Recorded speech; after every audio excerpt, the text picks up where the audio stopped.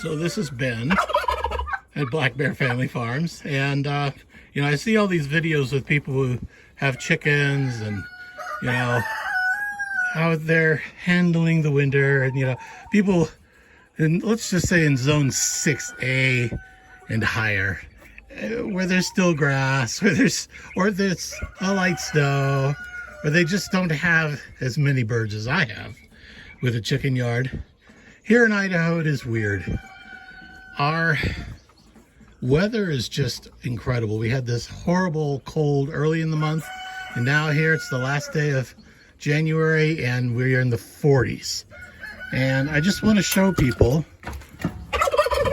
what that does to my chicken yard and the mud from the melting snow. This is just the entryway here with this standing water, because under all this muck has more snow in some cases. Here's the main yard, and as you can see, I've had to walk through, and the birds are having to walk through and trying to deal with it. Give it a nicer close-up of some of this stuff, and it's just sticky. It sucks on your shoes, and you can see what my boots look like, you know, and it's just not fun. The turkeys, not so bad. Turkeys, but they're like the ATVs of the poultry world.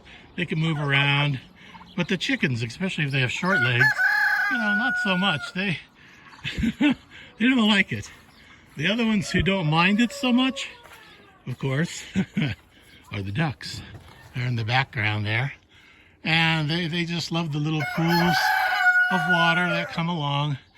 And this is winter. This is what the coop and the chicken yard looks like with winter. I mean, it's just a mess. So I'm going to try to fix this to a certain degree. One of the reasons of not doing it more is because I feel like it's a jinx. I'm going to do a fix and it's going to snow.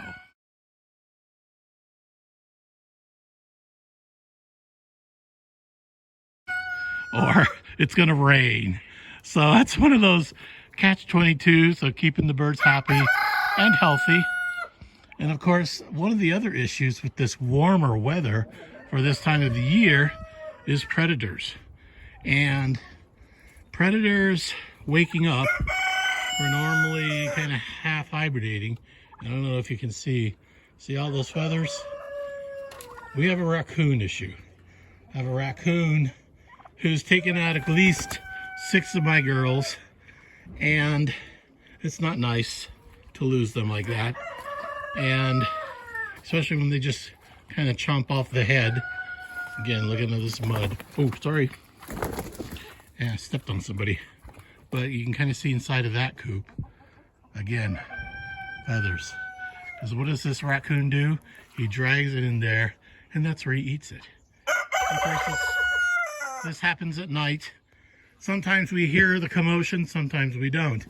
And we're trying to deal with it as best we can. The last couple of nights have been predator-free, thank goodness. I think it has to do with just being more vigilant and keeping an ear out. Of course, the thing disappears before we have a chance to deal with it. But yeah. Anyway, I'm going to stop this, showing you what it is, and I'll come back with the fix.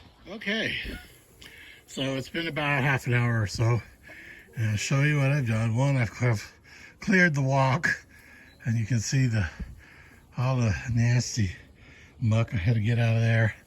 The poor hose is still kind of buried. It's frozen over here. I don't know if you can see the bits of ice and snow. But the girls and gentlemen are enjoying their new play yard.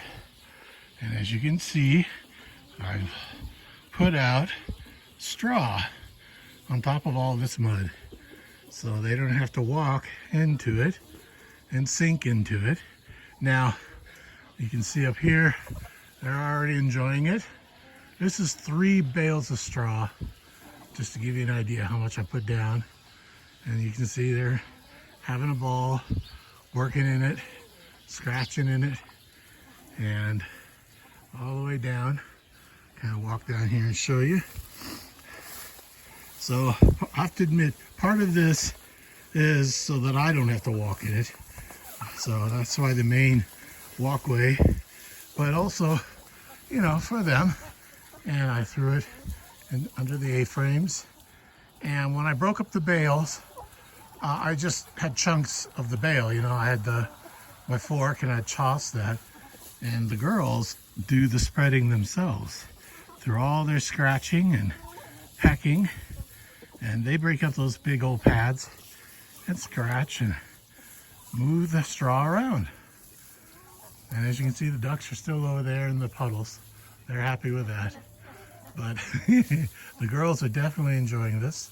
It's a nice hunt and peck type of a thing for them, looking for little tidbits, little pieces of grain or whatever. One of the issues I have is they do like to dig as they're doing this, so sometimes they'll create a hole and I have to come through and put the straw back so that it doesn't get too exposed. There's one sunning herself. But yeah, this is so much nicer. This is 3 bales. It was ridiculously expensive for bales of straw right now. All this was just under $40. And when I first was doing this, it was easily half, if not less. So yeah, that's one of the issues I have. But like I said, you got to do it with this type of weather. And the girls are definitely having more fun. And they'll have drier feet. And that'll make it easier for me to collect dry eggs and not so much muddy eggs. But yeah, that's where we're at. So I hope you enjoy. I'll talk to you later.